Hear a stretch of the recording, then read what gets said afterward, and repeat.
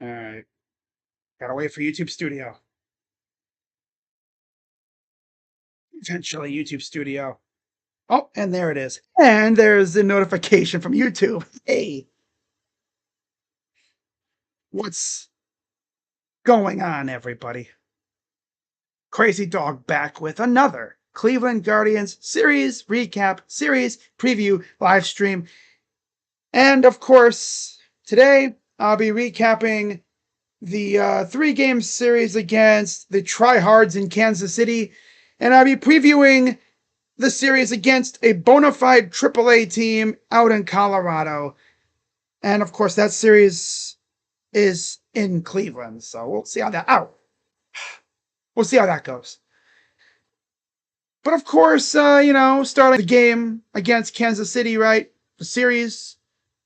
Game 1 got rained out, so that meant a doubleheader. Last night, or yesterday, I streamed the first game. We saw what happened.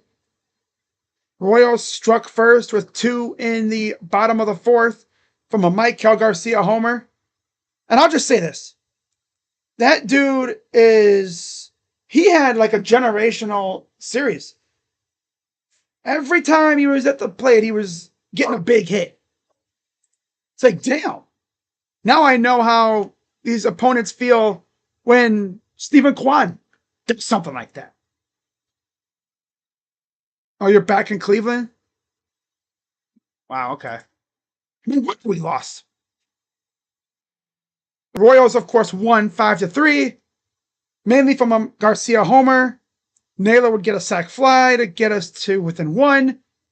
Guardians would tie it up in the 7th. Of course, a double. Tied it up at 2. Could have taken the lead, but Brian Rocchio has got to be the slowest dude on the team. Like, I bet you if you had Austin Hedges, Carlos Santana, and Brian Rocchio race from one end, right? From, let's say, the right field foul line to the left field foul line, I bet you Brian would finish last. Considering he's going up against a catcher who's already not really that fast, and a 39-year-old, Brian would still finish last. I bet you. That dude is so damn slow. Like, my God.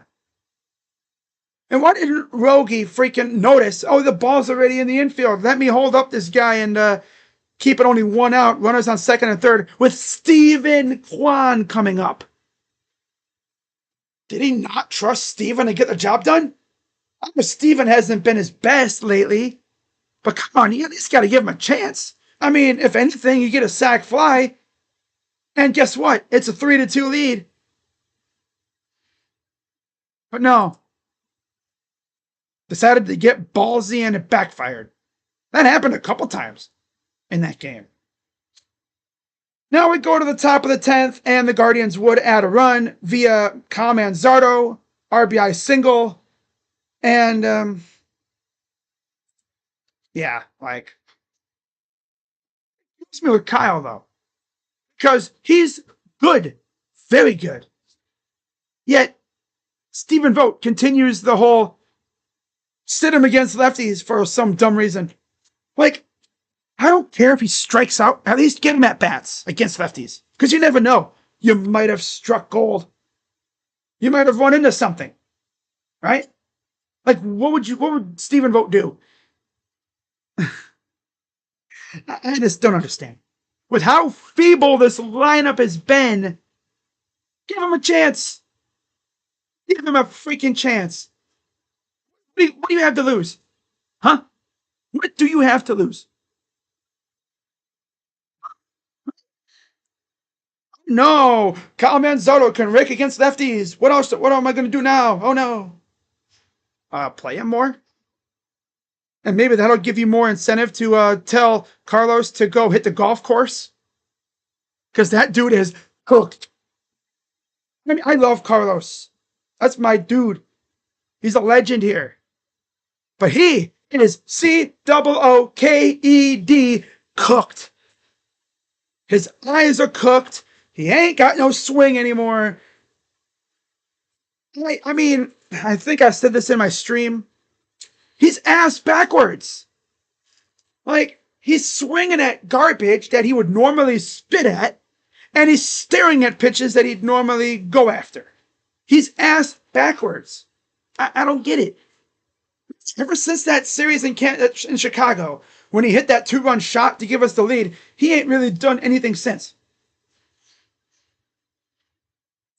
I mean, it's sad. It really is. I think we only signed him to like a 1-year deal, but man, it's just unfortunate. I mean, watching his bat literally shrivel up in living color. He didn't know. I mean, God. And it's like, you're going to keep CJ Kafis down for Jonathan Rodriguez. Really? Jonathan Rodriguez. Okay. Okay. So, yeah, game one, we all saw it, right? It was bad. We got walked off because the ump squeezed the hell out of Class A. Do I even have to go through these at-bats? I mean, there was how many balls that were strikes, right? There was at least 4 or 5 balls that, if the ABS was around, I'd be beating the hell out of my freaking helmet. The ump would look at me and go, dude, stop it. I'm like, will you stop being ass? I'm stop banging my freaking head. Stupid, you freaking loser. I even said in my stream, Malachi Moore, we will find your address and you will get hate mail. You are under investigation, my dude. I'm not threatening harm. I'm just saying we're going to send you some hate mail and you're going to be getting bad reviews from Cleveland fans because you suck, brother. Get your eyes checked. It's like, hey, Malachi, are you like umping with your eyes closed or something? Are you guessing? Brother. My God, it literally cost us the first game in itself. And by the way, Carlos Santana, last 7 games, get this, guys. 4 hits. 4 hits. 2 RBIs, 1 walk, 8 Ks. That's the Carlos Santana I know and love. He cooked. Oh, check this out. Oh, this is gonna make you want to vomit. So I hope you're not eating anything. Last 30 games, 104 at-bats, 9 runs, 18 hits, 3 homers, 8 RBIs, 13 walks, 27 Ks. A dude who made his name as one of the hardest dudes to get out. This dude was a walkaholic in his early years. Obviously, you could tell he's cooked. His eyes are cooked. His discipline is cooked. Everything is just, it's shot. No, he's done. He's 39 years old. What do you expect? But God, I ain't never seen a fall off like this before. Usually it's a gradual, slow fall off. This dude just, bam, right into a wall. Full speed. And it's funny because this happened out of nowhere. You look at what he did in May, right? What did he do in May? This was crazy. 79 at-bats.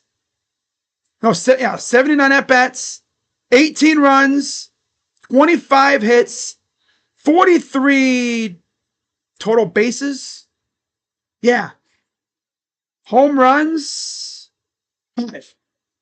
He had 22 RBIs, 19 walks, 0 intentional, surprisingly, and he only had 16 Ks. Best month of the year for him. I mean, June wasn't too bad. My God, July. Holy crap. This dude is useless. He is literally useless. Like,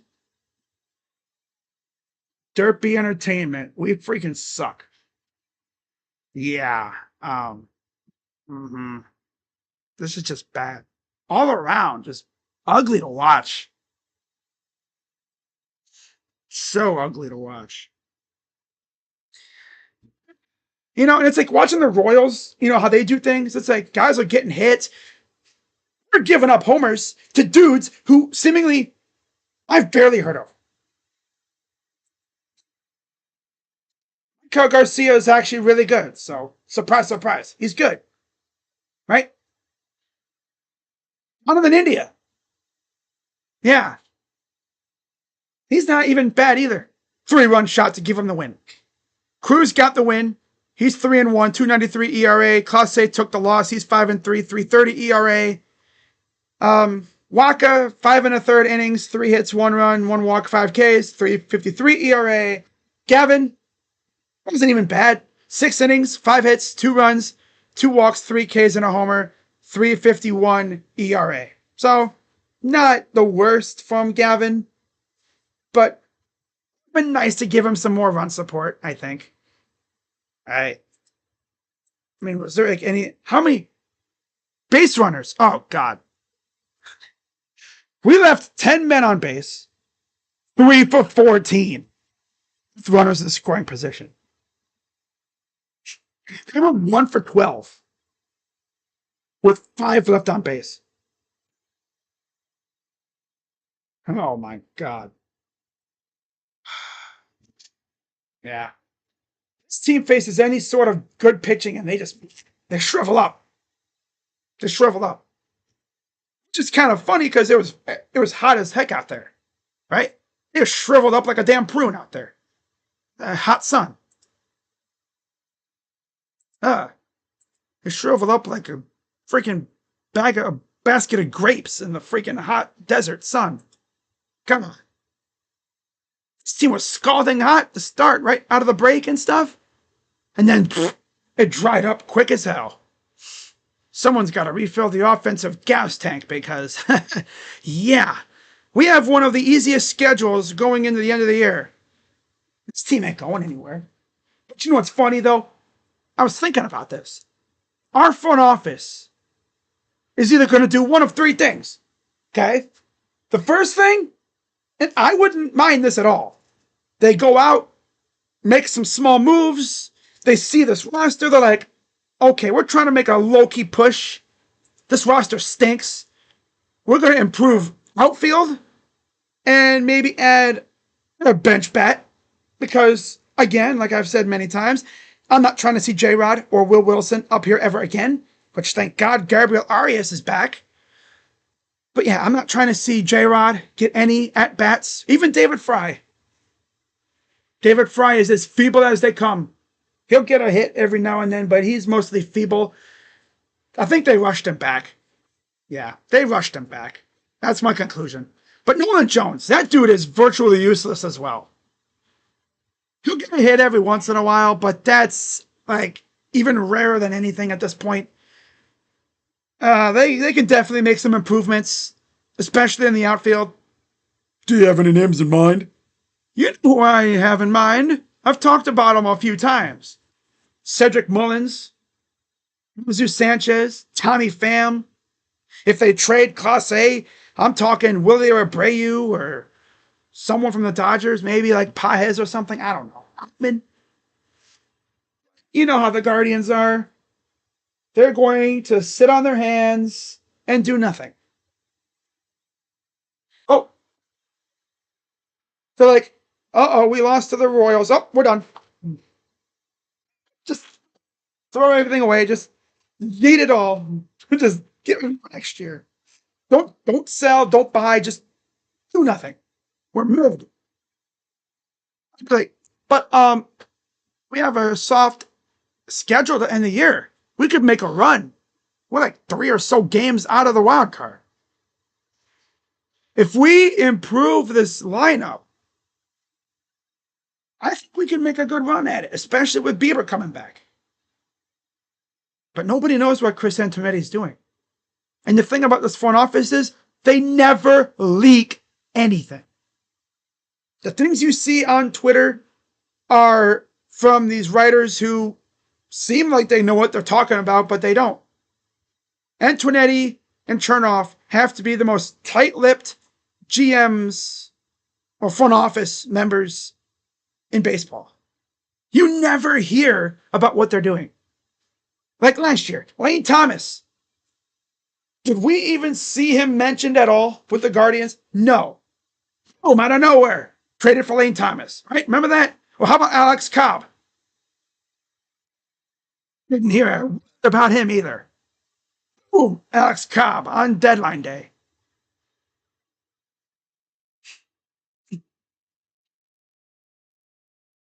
I was going to do a little segment of this video essentially going over my dream deadline for the guards. I don't even know what they're going to do. If they had taken 2 out of 3, I would have been like, okay, this is what I would love to see us do. Nah, I'm done doing that stuff. I'm just going to sit back and see what happens. Legit. And there's pretty affordable outfielders to go get and boost this roster up a bit. Like you get a Cedric Mullins, you get a Jesus Sanchez, you get even a Tommy Pham. Or maybe you go balls to the wall and you get delusional and you try to go after someone who's, I guess, a bigger name. Which I can't think of any of those guys that we would actually go after. We're not going to go after Eugenio Suarez or any of them. We don't need him. We got J-Ram. But I don't even think Suarez can play any other base. No, another name that I wouldn't mind getting, maybe a Ryan O'Hearn. Maybe you dump off Carlos Santana, send him packing somewhere, but then you flip around and you snag a Ryan O'Hearn who's younger and he also plays first base. So Stephen Vogt can continue the whole sitting Kyle Manzardo versus righties thing. Because that's what he loves to do. Also, Ryan can play the outfield. So you take out 2 birds with 1 stone. What am I kidding? They're not going to do anything. We're talking about the Guardians here. They've truly gone all in really one time. And that was 2016. Because they knew that that team was special. So they went out. They got Andrew Miller. They traded for Brandon Guyer. They wanted to get Jonathan Lucroy, but the douchebag didn't want to come here. Like that dude really passed up a trip to the World Series to go play on the feeble-ass Rangers, I believe. Yeah. And they got bounced by the Blue Jays. Guardians/Indians Twitter back then had fun with that. Jonathan Luke, I don't even think Lucroy even made it close to the playoffs ever since. Wow. I don't think he made it that close ever again. I actually looked it up. I'm curious now. He can't even get into this doubleheader. You know, the game that we actually won, because I'm getting sidetracked and other stuff is taking over my attention. Okay, let's see. Like they literally got the results from whatever test they did and we're like, yep, we need a new piece. From whatever test they did and we're like, yep, we need a new piece. Go out and trade for Randall Grichuk. Go out and trade for Randall Grichuk. Right. Or it's almost like what it's almost like what they mentioned on the broadcast today. Teams will do this where they call them ambulance chasers. You know, like the organization will see that a team's player got hurt and they'll hit them up. They'll be like, hey, watch this. Let's call up Kansas City. Like, hey, Mr. Sherman, how you doing? Yeah, so I hear Mr. Your kid, Jack, he got hurt. That's too bad. This is Mr. Hazen, of course. He's like, well, we got Randall Grichuk over here we could give you for one bumbling ass freaking prospect. Oh, you did? Oh, send him right over. Oh, you did? Oh, send him right over. Yeah. That's pretty much what it was like. But can I interest you in a slightly used Randall Grichuk? That's pretty much what they did. That's what you'll see that a lot. But yeah, game 2, Tanner Bybee versus Chris Bubich. And this was the wonkiest beginning to a game really ever for the Royals, because Chris Bubic seemingly couldn't find the strike zone on a map. On a map. He walked the first 4 batters. Our first run of the game was scored via a freaking walk. Juan comes up, walks on 7 pitches. Only 2 of them were even close to the strike zone. Martinez comes up, walks on 5 pitches. Again, only like 3 pitches were even close. Then Ramirez walks. Not even close. Only like really 2 pitches were even in the same stratosphere. Santana comes up, and what do you know? He does what he loves to do, walk. So he walked in a run. And then we promptly 3 straight out. What? No. 2 outs. And then I'm thinking, oh, that's all we're going to get. Jonathan Rodriguez. Out of nowhere. 2-run double. 3-0. Yeah, I love to see that. It'd be 3-0 until the bottom of the second. Freddie Fermin, 2-run shot, because for some reason Tanner Bybee thought, hey, you know what I'm going to do? I'm going to try to sneak this 87-mile-per-hour cutter in the middle of the plate and see if he tries to hit it. He's going to hit it. Freaking crushed it. Happened twice in this game. In fact, that's how the Royals scored. Two homers off of meatball pitches. Meatball pitches. So yeah, it'd be 3-2. The Guardians would add a run from a Daniel Schneemann sac fly. And then they would add 2 more in the 4th with a Stephen Kwan 2-run homer. He's starting to hit homers now. Watch out, everybody. People on Twitter are like, yo, they need to test him, brother. Test his urine, dude. He's cold juicing. He's just hitting the ball out. If you've watched him, you notice he's starting to hit more fly balls. His freaking ankles. He's out here playing golf with a He's up here. He golf swung a freaking pitch out of the yard, brother. That bruh. 102 miles per hour, 431 feet. Oh, they gonna test him. He gonna get a little. I wonder if he got a note at his locker for that. Clearly, the league didn't see anything sus with that, right? Normally a slap hitter crushing a ball 431 feet. He probably got a little note. He probably got a note at his locker.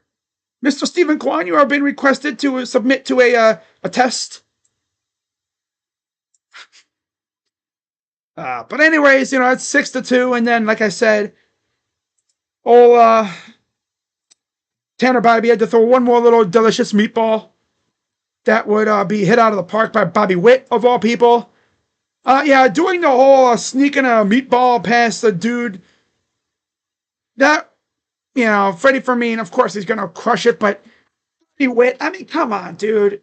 You tried to sneak a 83-mile-per-hour sweeper inside on Bobby Witt.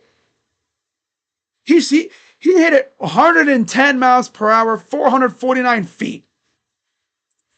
Come on now, bro. So yeah, that would be the score for the rest of the game. As for some lunatic reason, freaking Stephen Vogt decided, want this game so bad, I'm gonna bring out my closer for the second game in a few hours. That dude pitched 2 games in the span of a few hours. Now, luckily, it really was a few hours. Now, luckily, it really wasn't that long of an appearance. I mean, he did get a 1-2-3 inning out of it. A 6-pitch at bat against Rave. A 4-pitch at bat against Fermin. And Melendez on a 2-pitch at bat. So it went down every at bat, but that's dangerous. You don't want to wear out his arm right before the trade deadline. Now, Bubic 2 2/3 innings, 3 hits, 4 runs, 3 hits, 4 runs, 3 earned, 4 walks, 1K, 2.55 ERA, and 2 2/3 innings. Ivy gave us 5 innings of 7 hit, 4 run, 8K, 2 homer baseball, 4.39 ERA. 8K, 2 homer baseball, 4.39 ERA. And to give the bullpen credit, they only allowed 1 hit.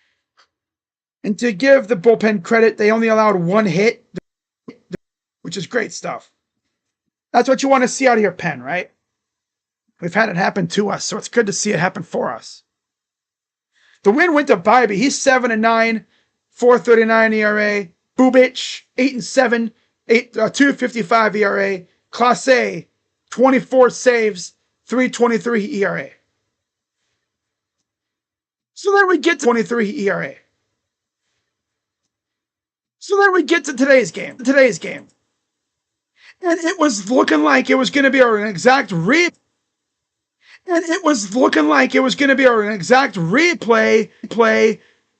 of last night. But instead, the Guardians would get some hits here and there, but they really wouldn't threaten much. All right. So, let me open up my door because, of course, my material my door is made of, I think it's like wood. Some form of wood where it's like signal cannot go through. My door would be a good bunker door. That's for sure. Wow. But yeah, bad game. It was hot out. I mean, we had our sideline reporter, doing a little middle school-esque experiment, frying an egg just to show how hot it was. And of course, people are out here hating on her. It's like, why are we hating on that? That's pretty cool. It's like a visualization. Like, this is how hot it is. You could fry an egg without any other thing. Like, it's like, oh yeah, the classic elementary school project that people would probably do. Take an egg outside on a hot day, crack it, put it in a pan, just watch it cook. People do that with cookies too. So it was a hot one in Kansas City. It was hotter than the devil's asshole. Pretty much, yeah. Yeah, it was hot. Oh my God. But, yeah, I've always said the Royals give us fits every time we go there. And with how feeble this team is, I'm not shocked. Now, we all know a certain somebody's probably going to come out here and victory lap. He's probably going to victory lap, so I'm just waiting on it right now at this point.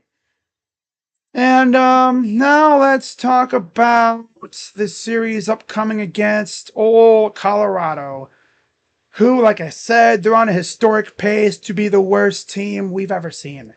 They are 27-78. I didn't even think that was not possible. They saw what the White Sox did last year and was like, they suck. I bet you we could do worse. And they're as bad as any team I've seen. Like, my God, you actually have to try to be this bad. But the first game on the docket tomorrow, I will be live.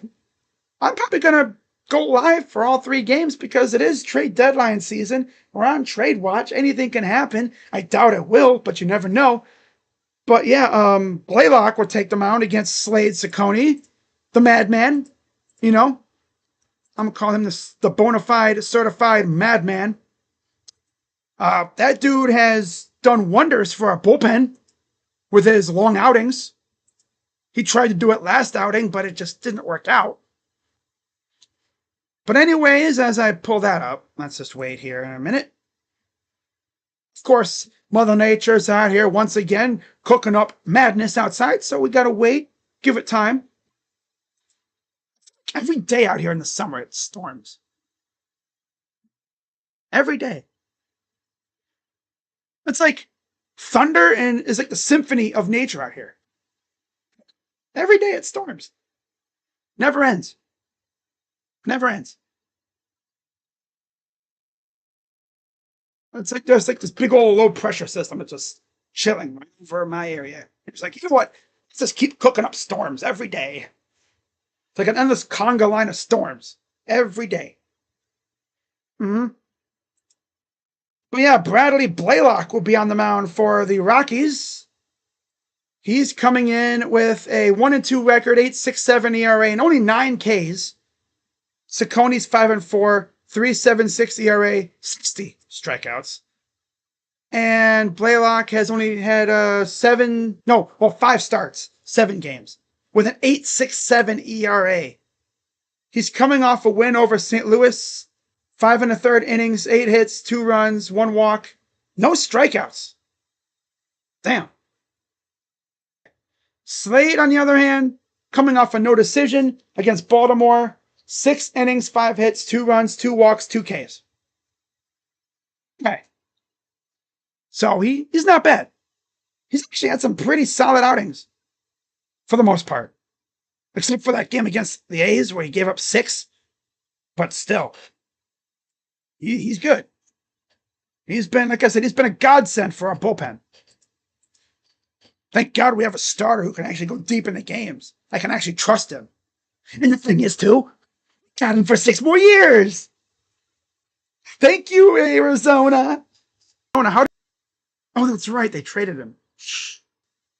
Oh, that's right. They traded him. Shh. Does that mean we automatically won the trade? I think so. Won the trade? I think so. He didn't even last a year down there. And again, he's only a rental. We'll see how he does in Seattle. Wish him luck, of course. That team's going to have massive amounts of aura over there now. Julio, Randy, Josh Naylor, Cal Raleigh. The pitching staff is dynamic. Bullpen's great. And of course, we still got to face the Mariners at some point. So be ready for the Josh Naylor revenge game. Makes me sick just thinking about it. Incoming 3-homer series for him, because we saw that from Laureano. You already know it's coming at this point. Now, Bradley Blaylock obviously has never faced the Guardians, because, as I've said, if Jay, obviously, different times have changed, times have definitely changed.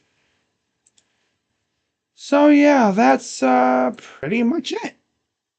Again, Kyle Freeland, no decision, 6 innings, 7 hits, 4 runs, 1 walk, 4 Ks. Logan, coming off a loss, back-to-back losses, where he's gotten wrecked pretty hard. Essentially coming out of the All-Star break, he's just been getting whacked. After he had a great, outing against Chicago, going into the break, he comes out looking like his trash self. The normally garbage side. Of course. Oh well, see how he does. If indeed they have him on the mound, which, again, they haven't confirmed it. Even think Nick Casey's even on the team right now, is he? Let me look. Because if he is, I could look at. We've only seen him one time. And I know he's never faced the Rockies, so I'm not even going to look at that. He only had 1 start, and that was against the Red Sox. And he got smoked. They beat the crap out of poor Doug. But yeah, Tanner Gordon, 2-2, 3.13 ERA, 13 Ks. Another dude who made his debut last year. And then, of course, we already know about Kyle Freeland, right? In fact, let's go look at Freeland again, just to clarify here. In case I didn't go over everything already.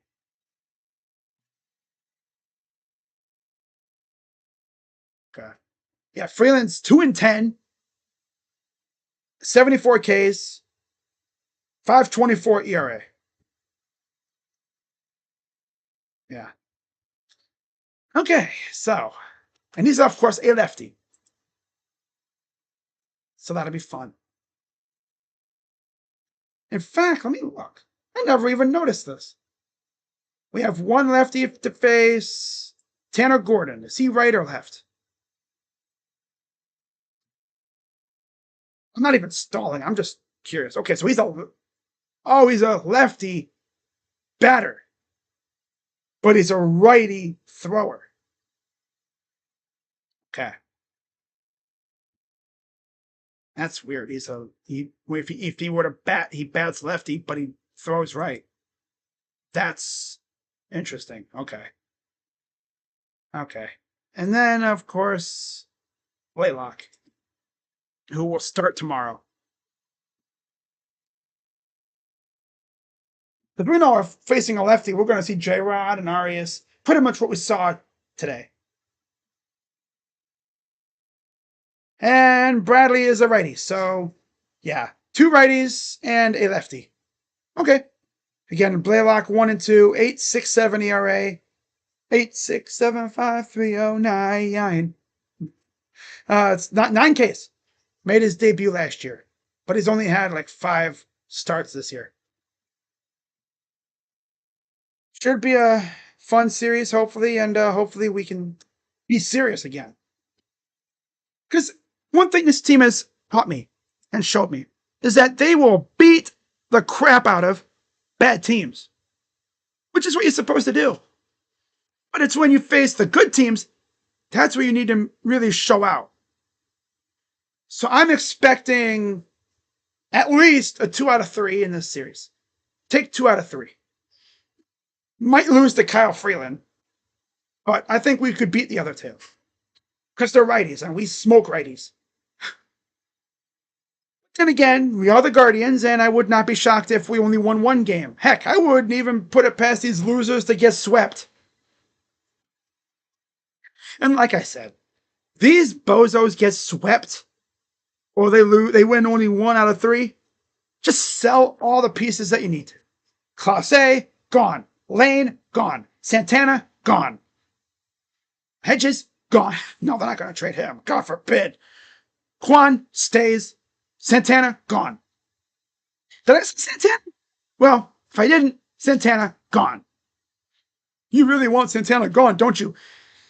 Yeah, and it's not just because I don't like him. I like him. He's an amazing dude, but he's I'm not even gonna call him Santana. I'm calling him Solarak Anatnas.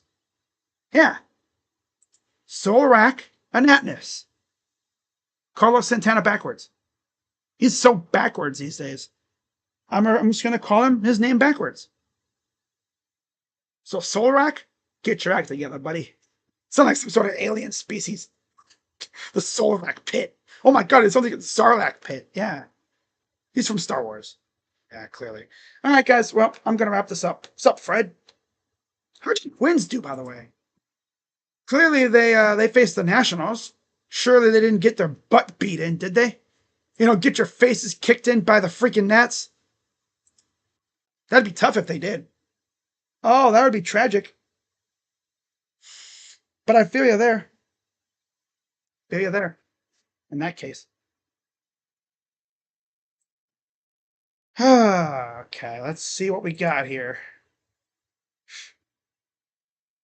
Angels winning 4-1. Pirates blank the Diamondbacks. Skeens is him. Too bad his team isn't that good. If his team even had a pulse on offense with him when he pitches, he'd be so good. He's still really good, but he has to essentially pitch a shutout to give him a chance. Rockies are trash. Again, so are we. Oh, the Nats won 7-2. That's tough. That's really tough. Wow. Okay. So, yeah, this is going to be a fun 3 or 4 days coming up.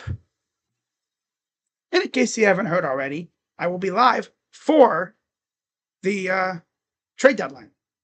Yep. I'll be live for the deadline festivities and stuff. Probably for the final 2 or so hours.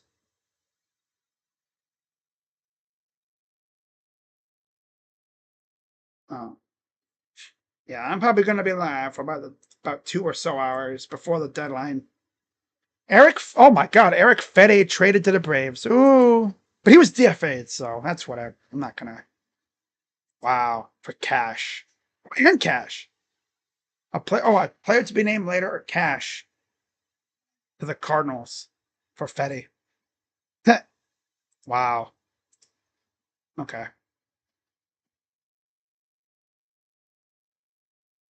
Okay. Well, yeah, that's pretty much gonna do it, guys. Okay. Just reading through Twitter to make sure I didn't miss anything.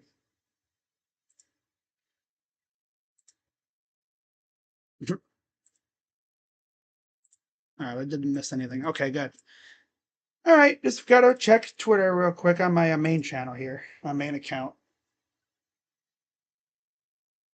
I'm still waiting for you know who to let me have it or let me hear it, because that's what he said. I'm gonna let you hear it. Oh, they'll probably post us. I figured he was probably gonna do it in a video.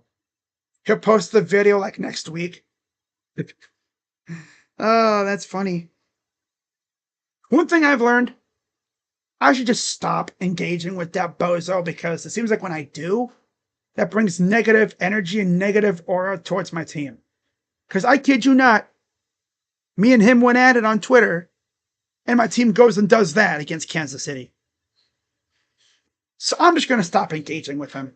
I'm going to let him spew his brain rot garbage on Twitter or whatever and just let him do whatever.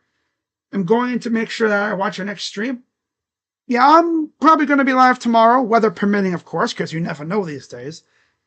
But if Mother Nature behaves herself up in Cleveland, I will be live for the game against the Rockies. I'm probably going to go live for all 3 games because you never know. A trade could happen during the game, like we saw last year with Lane Thomas. I doubt it, but you never know, right? You never know. Of course, we're not in that same position as we were last year, but you never know what Chris is cooking. Because as we know, he cooks in silence. So if anything happens, you already know I'll be right here. It's going to be a fun week. See what other trades happen. As we have about, well, now we're less than 4 days. Because 4 days from right now, the trade deadline would have passed. On Wednesday. Oh, no, I'm sorry. That's on Thursday. Yeah, it's on Thursday.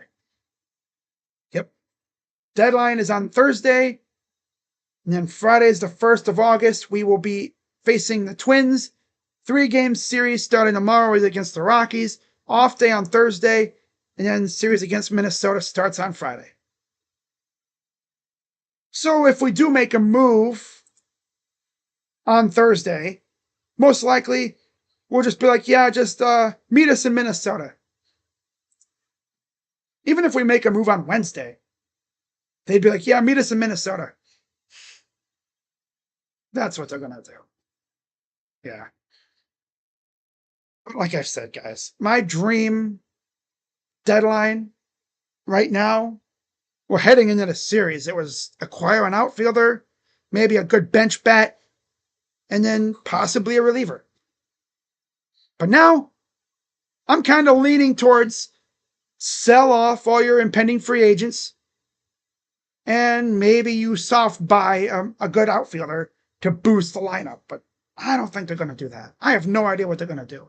I'm talking like, oh, they're going to buy, they're going to buy, they're going to buy. Watch them just stand pat.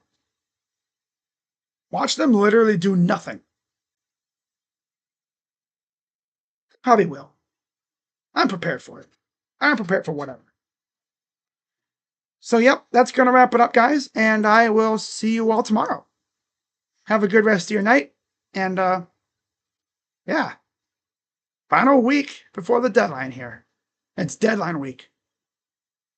This week is going to be fun. And probably quiet for the Guardians. But for everyone else, it'll be loud. But you never know. With that being said, I'm Crazy Dog. Let's go, Guards. And I'll see you guys later. Bye-bye. Yeah. No. Ah. Weak ass team. Stinks.